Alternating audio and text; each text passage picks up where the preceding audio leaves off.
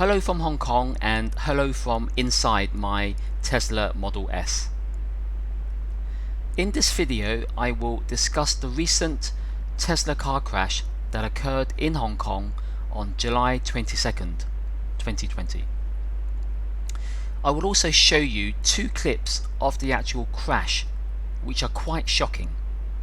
It is important to learn as much as we can about this incident rather than just jump to conclusions about Tesla EVs.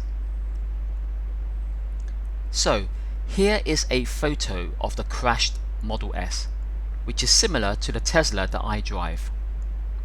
Fortunately and miraculously, no one was killed or seriously injured, even though 3 passers-by were inches away from being run over.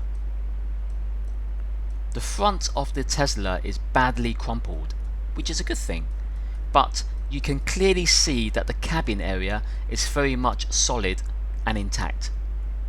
The driver of the Model S is a 39-year-old man who walked away with only minor pain in his waist. He told police that his Tesla had a brake problem. Because of this, he said he lost control and rammed straight into the 2 parked vans. A 47-year-old man was sitting in one of the vans and suffered minor arm and neck injuries. This Tesla crash happened at lunchtime in a busy area of Hong Kong. However, due to COVID-19, there weren't too many people on the streets at that time, which is very fortunate. Here is a clip taken from the dashcam of a car parked on Minden Avenue, which is the road where the Tesla sped down.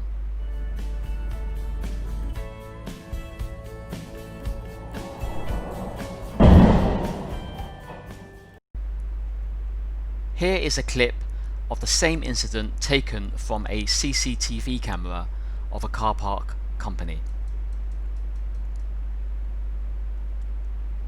These are Google Maps of the street view where the Tesla Model S rampaged along and into the Japanese restaurant. Here are the clips again in slow-mo.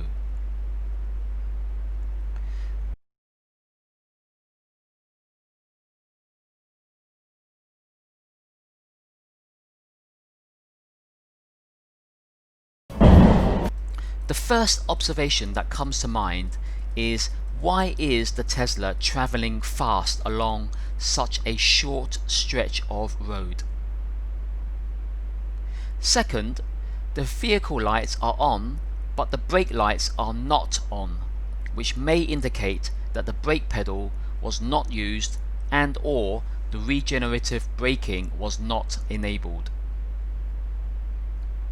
Third, Hong Kong's regulations only permit autopilot to be used on highways, so autopilot was probably not enabled here. Fourth, was the driver's foot on the accelerator? Now, if the brake lights were not on and the car appears to be travelling at speed and autopilot is not enabled, then it appears that the accelerator pedal is being used. These are just some observations that we can take away from the video clips. No conclusions can be made at this time. It will be interesting to see if any more details will emerge from the investigation, either by the traffic police or by Tesla themselves.